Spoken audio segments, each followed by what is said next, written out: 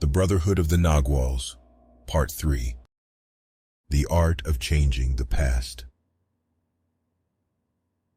It was a warm and starry night, and Guadalupe and I were sitting by the fire talking about life and love and the lessons we had learned along the way. As we talked, she suddenly turned to me and said, "I want to teach you an ancient Toltec technique, the art of changing the past." I was intrigued. I had never heard of anything like this before, and I asked her to explain. She told me that the past only exists in our minds, and that by rewriting the story, we can change it. She said that this technique was a powerful tool for healing, growth, and transformation. With a smile, Guadalupe showed me how to do it. She explained that to change the past, we must first become aware of the limiting beliefs and negative patterns that are holding us back. We must then imagine a new and empowering story, one that aligns with our deepest desires and aspirations. And finally, we must let go of the old story and embrace the new one, allowing it to become a part of us. As she spoke, I felt a sense of excitement and possibility. I was eager to try the technique for myself, and with her guidance, we did it together. We sat there by the fire, our minds connected as we imagined a new and more fulfilling past. It was an incredible experience. I felt as though I was truly rewriting my own history, letting go of the past and embracing a new and more positive story. I could sense that this technique was a powerful tool for personal growth and transformation, and I was eager to learn more. From that night on, I practiced the art of changing the past regularly, and I have seen remarkable results.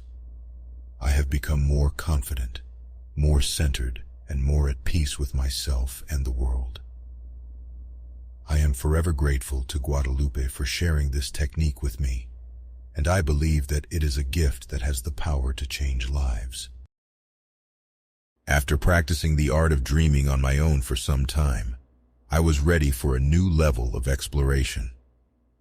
Guadalupe and I decided to dream together, sharing dreams and entering different dream worlds together.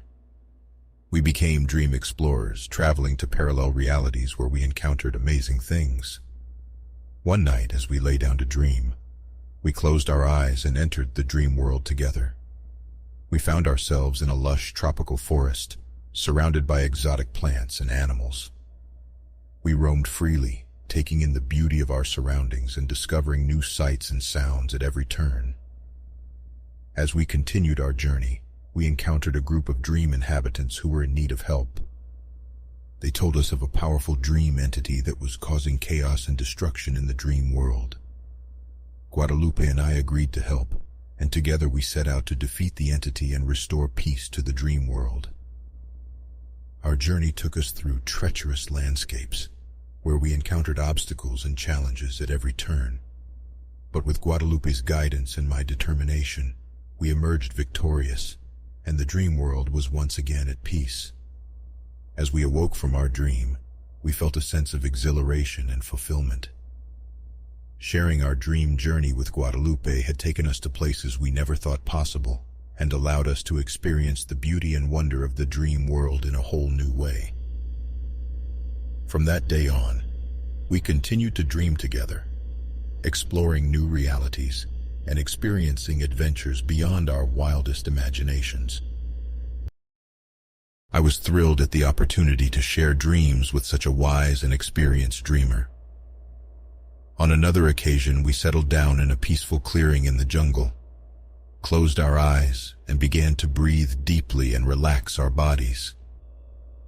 Soon, I felt myself slipping into the dream world, and as I did, I suddenly felt Guadalupe's presence beside me.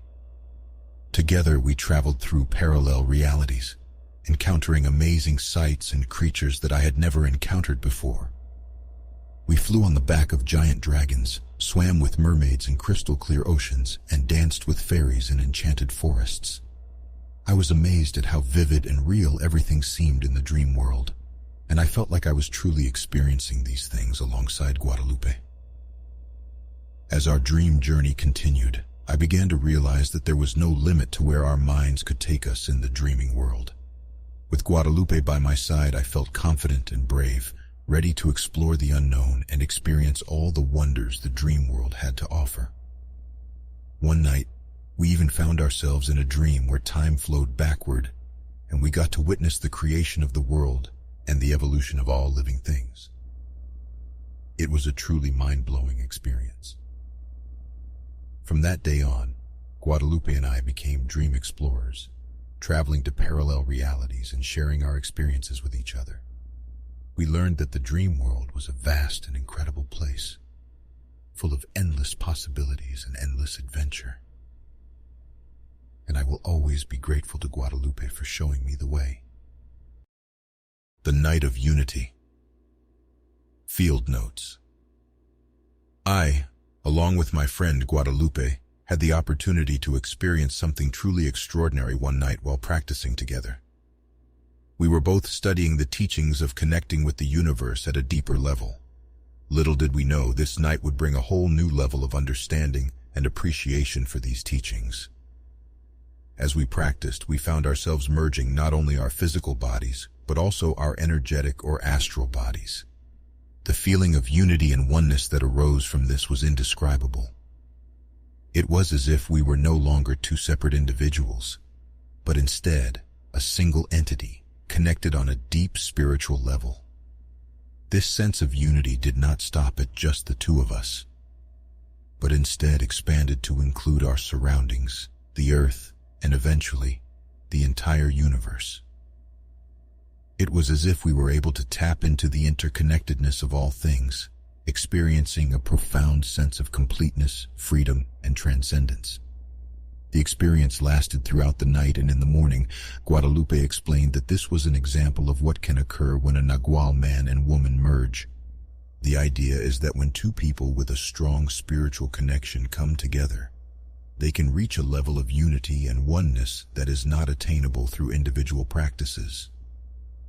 This experience gave me a deeper understanding and appreciation for the teachings of Nagualism. It showed me the potential for unity and oneness that is possible when two individuals align their energies and connect on a spiritual level. It was truly life-changing and has continued to inspire me on my spiritual journey. Don Jorge. I met the old wizard by the Atitlan Lake in Guatemala. He was a mysterious figure with a long white beard and piercing eyes.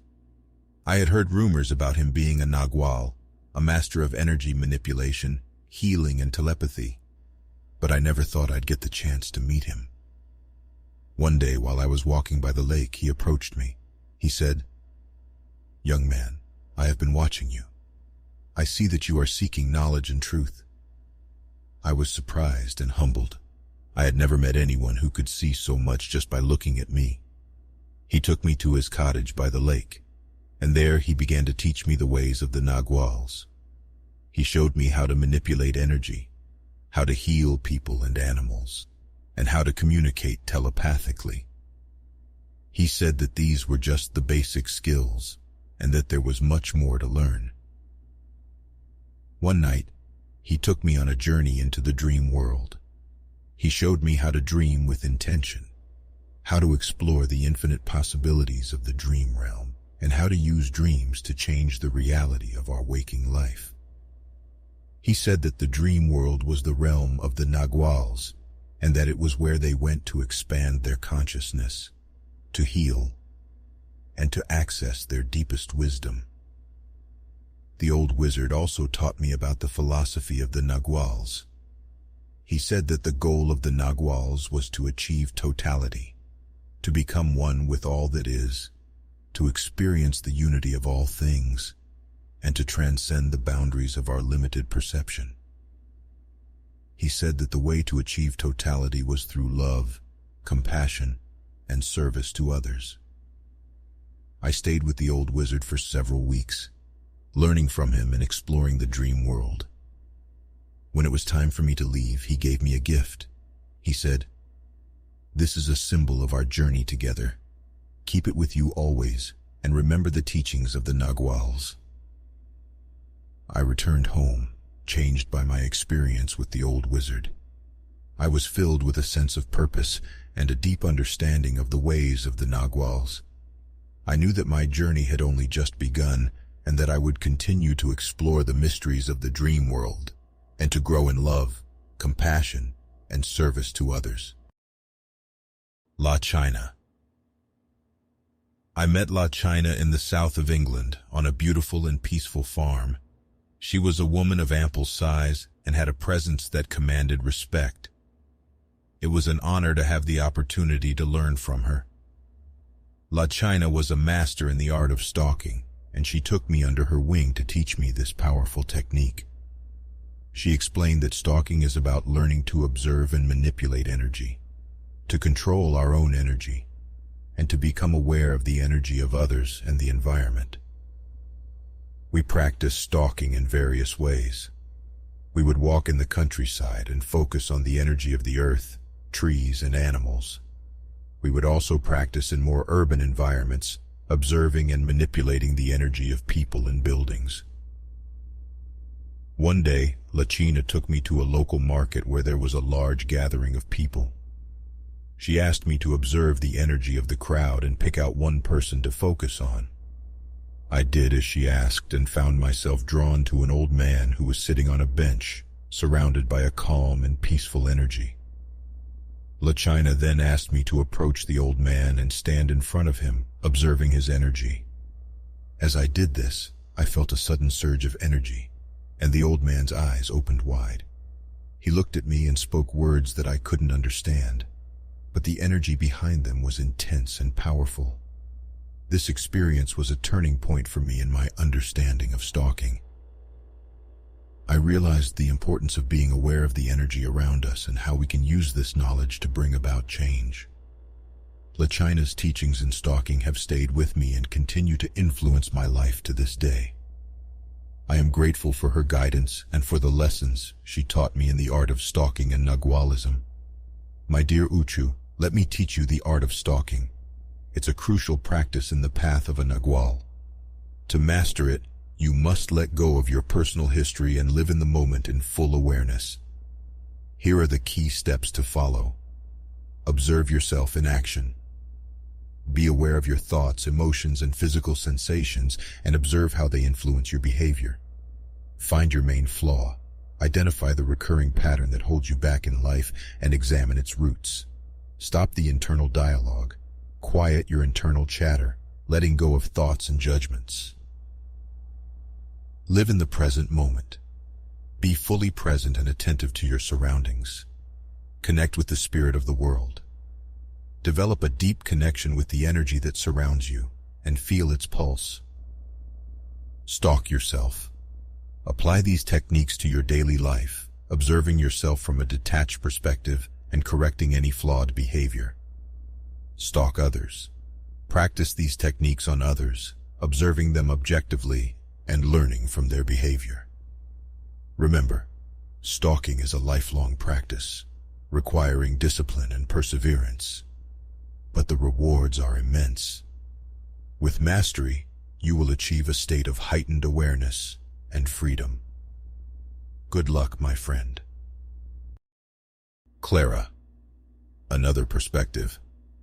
In Oaxaca, Mexico, I was introduced to a powerful sorceress named Clara. She took me under her wing and became my teacher in the art of stalking, a technique for controlling one's perception and changing reality. Clara explained to me that stalking was a way of approaching life with heightened awareness and intention. She taught me that by stalking, one could see beyond the veil of everyday reality and gain a deeper understanding of the world around them. Clara outlined the following steps for successful stalking. Observe without preconceptions or assumptions. Keep your attention focused on the present moment. Pay attention to your body sensations and physical surroundings. Stay detached and observe objectively. Use intent to influence and shape the world around you, observing the routines and habits that limit your perception. Breaking free from these routines and habits by controlling your attention and energy. Observing the world with a new and different perspective. allowing this new perspective to shape your reality. I was amazed at the depth of knowledge and wisdom that Clara possessed, and I was grateful to be able to learn from her. As I spent more time with Clara, I began to realize just how powerful the art of stalking truly was. With each day, I found that I was able to see the world with greater clarity, and my awareness was heightened in ways that I never thought possible. One day, Clara took me on a journey deep into the jungle, to a place where the veil between the everyday world and the spiritual realm was thin. There, she showed me how to use the art of stalking to cross into the other realm and interact with the spirits that lived there.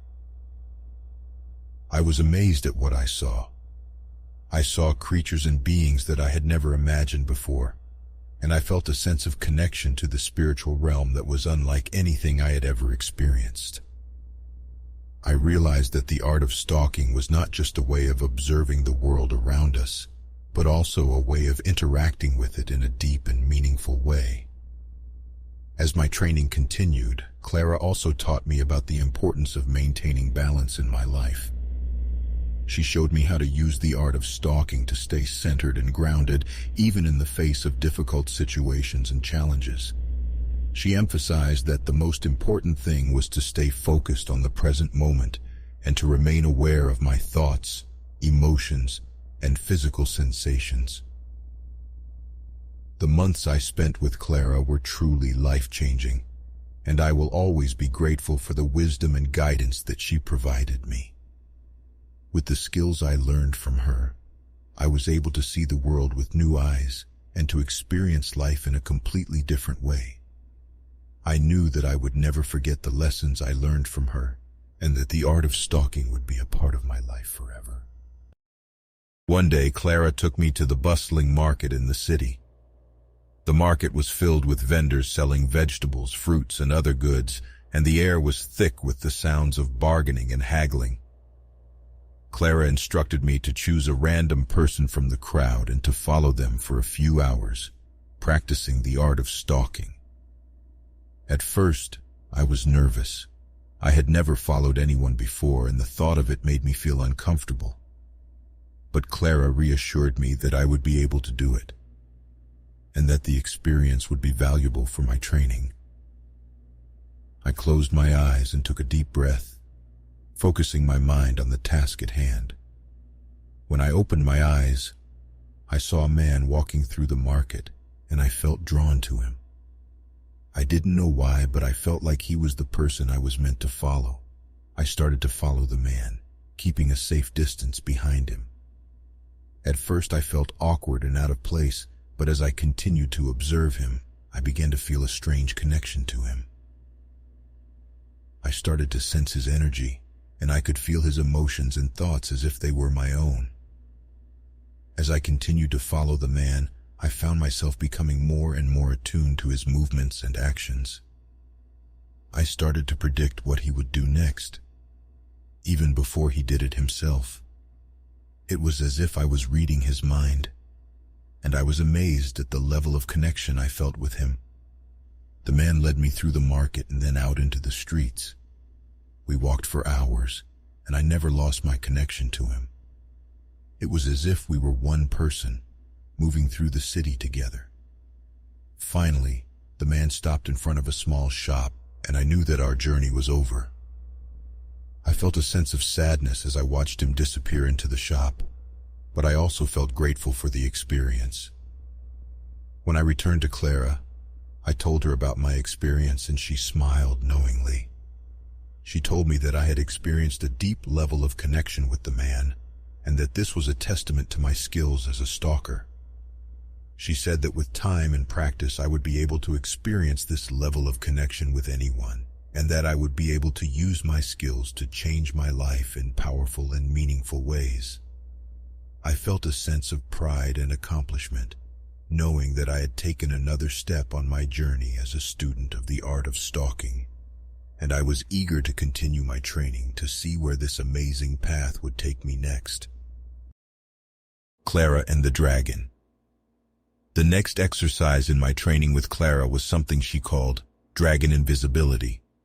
She explained that in order to become invisible to others, we needed to imagine a dragon standing behind us, wrapping our body with its powerful wings and making us imperceptible to those around us. Excited to try this new technique, Clara and I headed to the city to practice. As we walked through the busy streets, Clara reminded me of the steps. I closed my eyes and focused my mind on the dragon, imagining it standing behind me, its wings spread wide, then wrapping our body with its powerful wings, making us imperceptible to others. As I visualized the dragon, I felt a strange energy coursing through my body. When I opened my eyes, I was amazed to see that people seemed to be walking right through me, as if I wasn't there at all.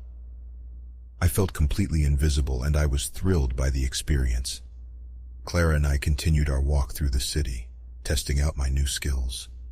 We walked through crowded streets, past busy vendors and busy shops, and no one seemed to notice us. It was as if we were invisible to the rest of the world. We reached a busy park, filled with children playing and people enjoying the beautiful day. Clara asked me to try to interact with people to see if my invisibility would hold. I was nervous, but I stepped forward and tried to engage with someone. To my amazement, the person looked right through me as if I wasn't there.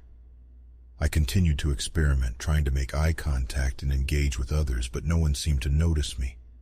I was in awe of the power of this technique, and I felt like I had discovered a whole new world of possibilities. As Clara and I made our way back to the quiet of the jungle, I felt a sense of gratitude and awe. I had learned so much in my time with Clara, and I was eager to continue my training and to see where this amazing journey would take me next. And as I thought about the dragon, its wings wrapped around me, making me invisible to the rest of the world, I knew that I had taken another step on my journey as a student of the art of stalking, and I was eager to see where this amazing path would take me next.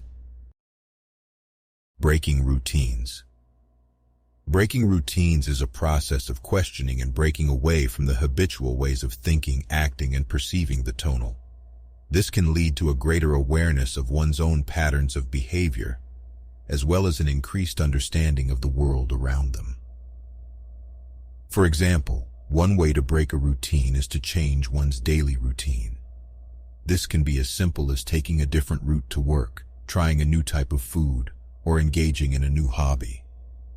By stepping out of one's comfort zone and doing something different, it helps to open up new perspectives and ways of thinking.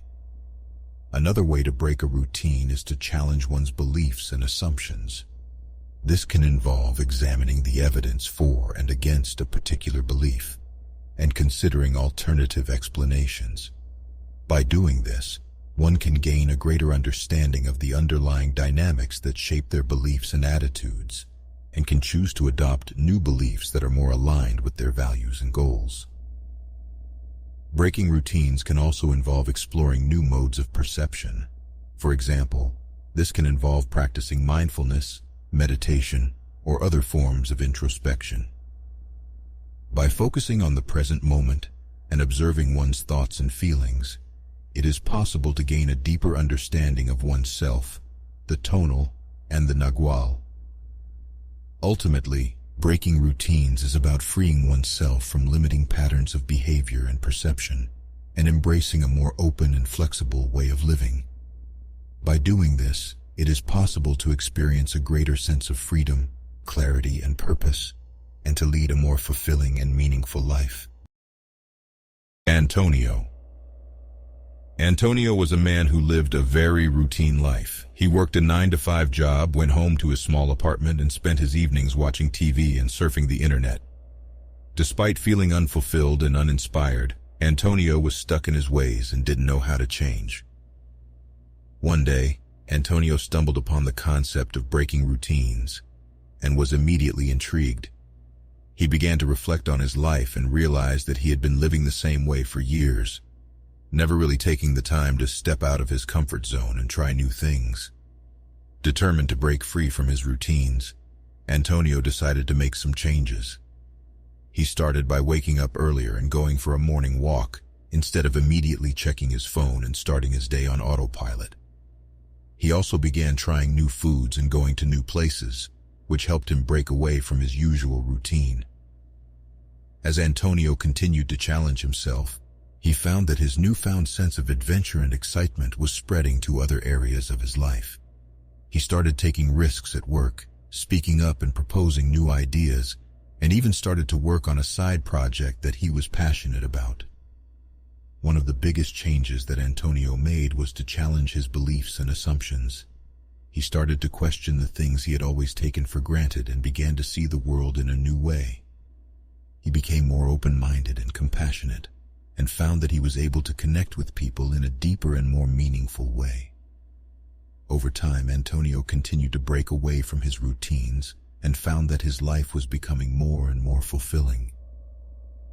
He was no longer living on autopilot, but was instead fully present and engaged in each moment. He felt more confident, creative, and happy than he ever had before. In the end, Antonio realized that breaking routines was not just about doing something new, but about embracing a new way of life.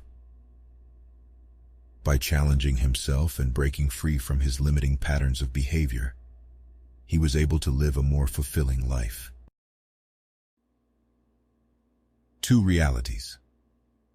As members of the Brotherhood of the Naguals, we understand that the reality we perceive in our daily lives is a mere reflection of the infinite possibilities that exist beyond our limited awareness. We call this level of reality the tonal, for it is shaped by the limitations and constraints that our minds impose upon the universe.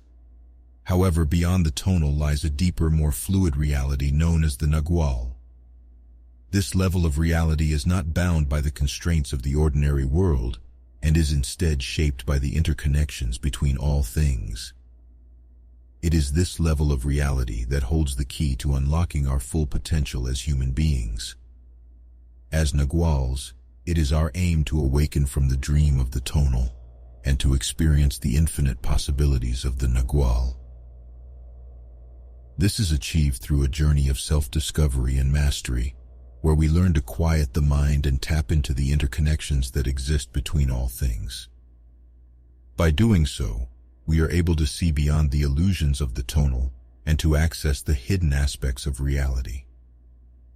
This allows us to tap into the infinite wisdom and power of the universe and to experience a deeper, more interconnected reality. In the Brotherhood of the Naguals, we believe that reality is a dream shaped by our thoughts, beliefs, and perceptions.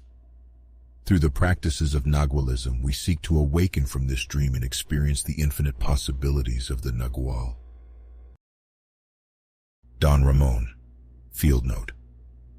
I always thought that reality was a simple, straightforward concept. But that all changed one day when I met a mysterious man named Ramon. He was a shaman from Mexico, and he claimed to have knowledge of a different reality, one that was hidden from most people. At first I was skeptical, but the more time I spent with Ramon, the more I realized that there was something truly special about him. He showed me things that I had never seen before, and he introduced me to a world of magic and wonder. I soon learned that there are actually 2 realities, the ordinary reality that we all know and a second reality that is hidden from view. The second reality is a world of magic and mystery, where the laws of physics do not always apply, and where anything is possible.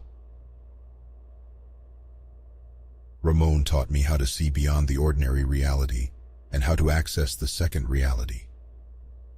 He showed me how to quiet my mind and let go of my preconceived notions about the world. He also taught me about the power of intention and how to use my thoughts and beliefs to shape my reality. I was amazed by what I learned from Ramon. The world became a much more exciting and mysterious place, and I felt as though I had been given the keys to unlock its secrets. I continued to work with Ramon, learning more and more about the hidden reality and how to access it. But eventually, it was time for me to continue on my own journey. Ramon gave me one final gift, a small pouch filled with red dust. He told me that whenever I needed to connect with the hidden reality, I could simply open the pouch and let the dust fall to the ground. He said that the dust would help me see beyond the ordinary and access the second reality. I still carry that pouch with me to this day. I have encountered all manner of strange and wondrous things in this alternate world, and I feel as though I have only just begun to scratch the surface of what is possible. The two realities coexist, and I now understand that they are both part of the same larger reality, tonal and Nagual.